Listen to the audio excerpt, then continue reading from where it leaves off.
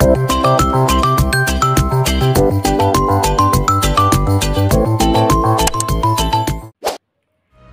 teman-teman semuanya, jumpa lagi dengan aku Elizabeth Palma. Buat kamu yang baru gabung, jangan lupa subscribe, like, comment, share video ini ya. Karena kita mau seru-seruan bareng nih di sesi Cerita Yuk bareng Elizabeth Palma. Pada kesempatan kali ini, kita mau berbagi pengalaman mengenai bagaimana kita berjuang untuk melepaskan kepergian orang-orang yang kita cintai. Tentunya di antara kita pernah mengalami hal ini, atau mungkin ada beberapa di antara kita yang sedang berjuang untuk merelakan kepergian mereka yang telah mendahului kita untuk menghadap kepada Tuhan.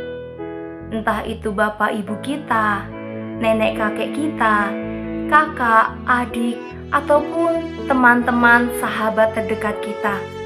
Mereka yang telah berpulang ke rumah Bapa, meninggalkan kita di dalam keterpurukan dan kesendirian. Kesedihan yang mendalam tidak bisa kita pungkiri itu. Pasti ada pengalaman, pasti ada kenangan-kenangan indah bersama dengan mereka.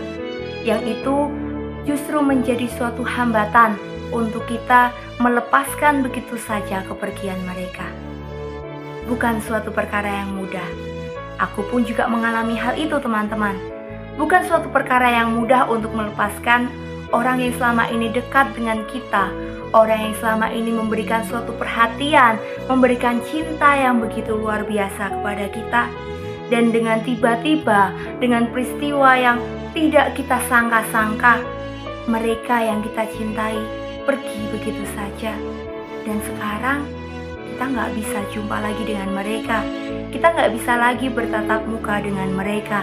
Kita nggak bisa lagi berkomunikasi secara langsung dengan orang-orang itu, dengan mereka yang kita cintai.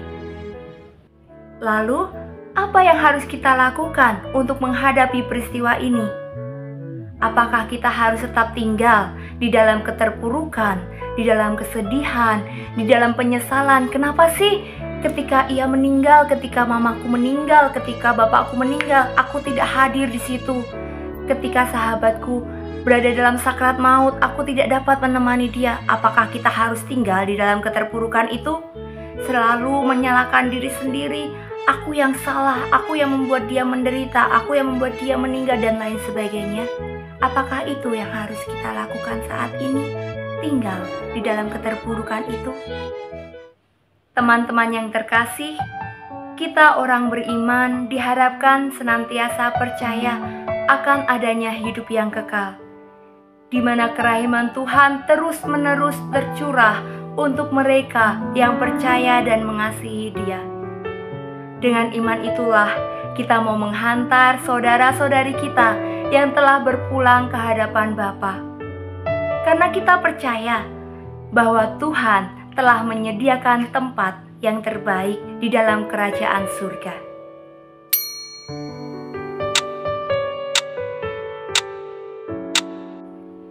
Kita dapat berdoa dengan berbagai macam cara. Yang pertama adalah dalam perayaan Ekaristi, di mana kita dapat mempersembahkan doa-doa kita, intensi-intensi kita bersama dengan persembahan kudus di meja altar. Kita juga dapat berdoa melalui doa novena, doa rosario, maupun doa-doa pribadi kita yang lainnya, di mana kita berdoa secara khusus untuk keselamatan jiwa-jiwa yang kita cintai. Itulah teman-teman yang terkasih, bentuk dari cinta kita untuk mereka semua. Karena mereka yang telah meninggal dunia, yang mungkin kini masih dalam api penyucian, tidak dapat berdoa untuk dirinya sendiri, sehingga mereka membutuhkan bantuan kita, bantuan dari kita yang masih bersiara di dunia ini, untuk berdoa kepada Allah, memohon suatu rahmat besar. Dalam Katekismus Gereja Katolik, indulgensi adalah penghapusan siksa-siksa temporal di depan Allah untuk dosa-dosa yang telah diampuni. Dapat kita ibaratkan seperti paku-paku yang tertancap pada papan kayu, di mana ketika kita telah mengakukan dosa-dosa kita dalam sakramen tobat, Tuhan melepaskan atau mencabut paku-paku itu pada papan kayu. Namun, dapat kita lihat bahwa pada papan kayu tersebut terdapat bekas-bekas atau celah akibat tancapan-tancapan paku tersebut. Oleh karena itu, saat ini kita mohon doa indulgensi. Kita memohon rahmat besar dari Allah untuk menghilangkan bekas-bekas dari tancapan paku tersebut. Lalu, bagaimana dengan pengalaman-pengalaman yang pernah ada bersama dengan mereka? Bagaimana kita menyikapi kenangan-kenangan indah yang pernah kita alami bersama dengan orang-orang yang kita cintai sejak mereka masih berada di dunia ini? Tentu bukanlah suatu hal yang mudah. Aku pun mengalami itu. Ketika aku ditinggalkan oleh seseorang yang pernah hadir di dalam kehidupanku, dia adalah sosok yang begitu mencintai aku begitu luar biasa. Beliau adalah orang yang begitu aku cintai. Dia juga yang mencurahkan segala sesuatunya untuk mendukung masa depanku, mendukung cita-citaku, mendukung studiku saat itu. Aku begitu terpuruk ketika beliau meninggal. Beliau meninggal ketika aku masih di sekolah. Sehingga itu menjadi suatu pengalaman yang begitu memukul aku, karena aku merasa bersalah. Kenapa sih saat itu aku gak hadir di sampingnya? Kenapa sih saat itu aku gak bisa memberikan yang terbaik ketika dia sakit, ketika dia membutuhkan penghiburan? Aku gak ada di situ karena aku masih sekolah saat itu. Itu menjadi suatu penyesalan yang luar biasa. Sehingga ketika sudah meninggal, pengalaman-pengalaman indah, pengalaman-pengalaman bersama saat itu, bahkan hal-hal terkecil yang pernah kami alami, itu terus-menerus mengiang di dalam hatiku, terngiang dalam pikiranku. Pernah pada suatu kali, aku begitu merindukan seseorang ini, aku begitu merindukan kehadirannya saat ini. Aku menggunakan pakaiannya, aku mengingat bau harum pada tubuhnya, aroma parfum yang sering ia gunakan, ataupun seringkali aku memetik bunga, yang mana bunga itu adalah bunga favoritnya. Begitu mendalam pengalaman-pengalaman itu, begitu terkesan kenangan-kenangan yang ada, sehingga bagiku butuh bertahun-tahun lamanya untuk melepaskan kepergian dia.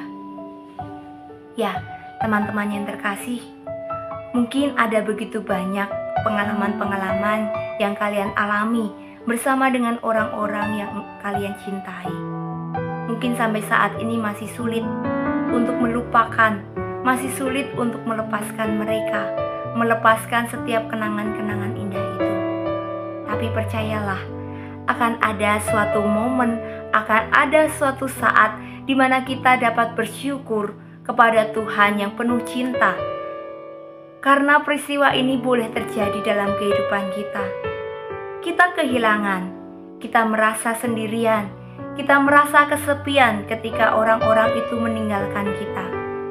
Tapi kita tetap percaya bahwa Tuhan menyediakan yang terbaik untuk kita. Bahkan rencana itu pun adalah yang terbaik untuk kita. Jadi, apa yang harus kita lakukan? Yaitu dengan cara melepaskan melalui doa-doa kita, yaitu dengan berdoa memohon keselamatan untuk setiap mereka yang kita cintai. Keselamatan jiwa mereka lah yang utama, bukan menggenggam setiap kenangan-kenangan itu untuk diri kita sendiri.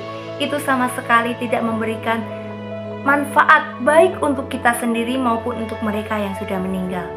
Akan tetapi sebaliknya, jika kita memberikan doa-doa kita selama kita masih bersiaran di dunia ini, kita berdoa untuk mereka, untuk keselamatan mereka, untuk kebahagiaan kekal mereka, itu jauh lebih dari cukup. Itu sangat bermanfaat untuk kita sendiri, sehingga kita dimampukan untuk melepaskan, untuk ikhlas melepaskan mereka pergi ke hadapan Bapa, bertemu dengan Bapa di surga, dan juga itu bermanfaat bagi jiwa-jiwa itu sendiri, karena jiwa itu akan bertemu dengan Allah dan mencapai kesempurnaan di dalam kehidupan yang kekal. Itu saja sharing dari aku. Terima kasih sudah meluangkan waktu untuk berbagi pengalaman dengan aku, Elizabeth Palma. Dan sampai jumpa di sesi cerita yuk yang selanjutnya. Bye-bye. Jangan lupa subscribe ya, like, comment, and share video ini supaya semakin banyak orang mengenal Allah di surga, mengenal Allah yang penuh kasih, yang penuh dengan kerahiman untuk setiap kita yang percaya kepadanya. Tuhan memberkati. Dadah.